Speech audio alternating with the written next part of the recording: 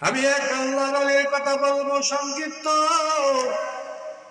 তাজকিরাতুল আউলিয়ার মধ্যে পাওয়া যায় হযরত শেখ মুজিবুর রহমাতুল্লাহ আলাইহি সকল জীবনী। ছোটকালে মা শিশুকে, তার ছেলেকে কেমন তারা নামাজের তালিম দিত। ও বাবা, আল্লাহর যদি নামাজ না পড়ো, ওই জাহান্নাম ছাড়া উপায় নাই। আর যদি নামাজ পড়ো, প্রতি মুহূর্ত বিছনার নিচে মিষ্টি পাওয়া যায়। ছোট শিশু যখন করে নামাজ পড়তো মিষ্টি পাইতো, যখন নামাজ পড়তো মিষ্টি পাইতো। হঠাৎ মাঠের মধ্যে খেলা করতে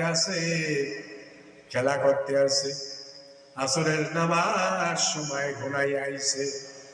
মা দৌড়াদৌড়ি করে, আজকে যদি আমার ফরিদ মিষ্টি না পায় আর কোনদিন নামাজ পড়বে না।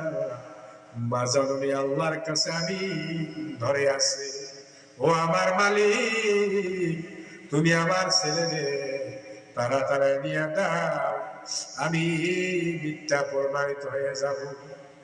ওই ছেলে সমস্ত সাথীদের নিয়ে নামাজ পড়লো। নামাজ পড়ে বিসমিল্লাহ বলে যখন হাত দিল, আল্লাহর কুদরতি ভাবে মিষ্টি পাইল। সবাই মিষ্টি খাইলে, এতদিন যে মিষ্টি খাইছে আর আজকে যে মিষ্টি খাইছে, এই মিষ্টি না। বার লাগে যখন দেখা, বাবা তুই নামাজ পড়ছো, মা আমি নামাজ পড়ছি, মিষ্টি খাইছি, কিন্তু আজকে যে মিষ্টি খাইছি এই মিষ্টির স্বাদ কোনদিন যাবে না। মাজনবী শুকরিয়া সেজদায় পড়িয়া সেজদায় লুটাইয়া পড়লো আর মালিকের শুকরিয়া জানাইলো, ও আমার মালিক, তোমার কাছে শুকরিয়া জানাই, তুমি আমার সম্মান রক্ষা করছো। ছেলেকে বুঝায়, ও বাবা ভরি, নামাজ পড়লে মিষ্টি পাওয়া যায় না, নামাজ পড়লে আমার আল্লাহরে পাওয়া যায়। নামাজ পড়লে জান্নাত পাবো, নামাজ পড়লে আল্লাহর ওলি হওয়া যায়, নামাজ পড়লে আল্লাহর ওলি হওয়া যায়।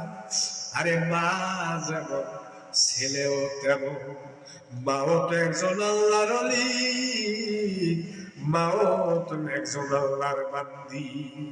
ছেলে হবে না কেন, কেন হবে না রে, ছেলেও তো মহান আল্লাহর ওলি।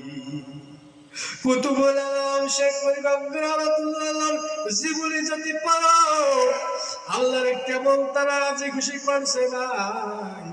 দুনিয়ার সাহিত্যিক পড়ো, দুনিয়ার জীবনী পড়ো, আল্লাহর ওলির শেখ মুজিবুর রহমাতুল্লাহর জীবনী পড়ো। জীবনী যদি পড়ো, আল্লাহর ওলিদের জীবনী পড়লে তোমার ভুল ভেঙে যাবে, তুমি আল্লাহর দিকে অগ্রসর হবা।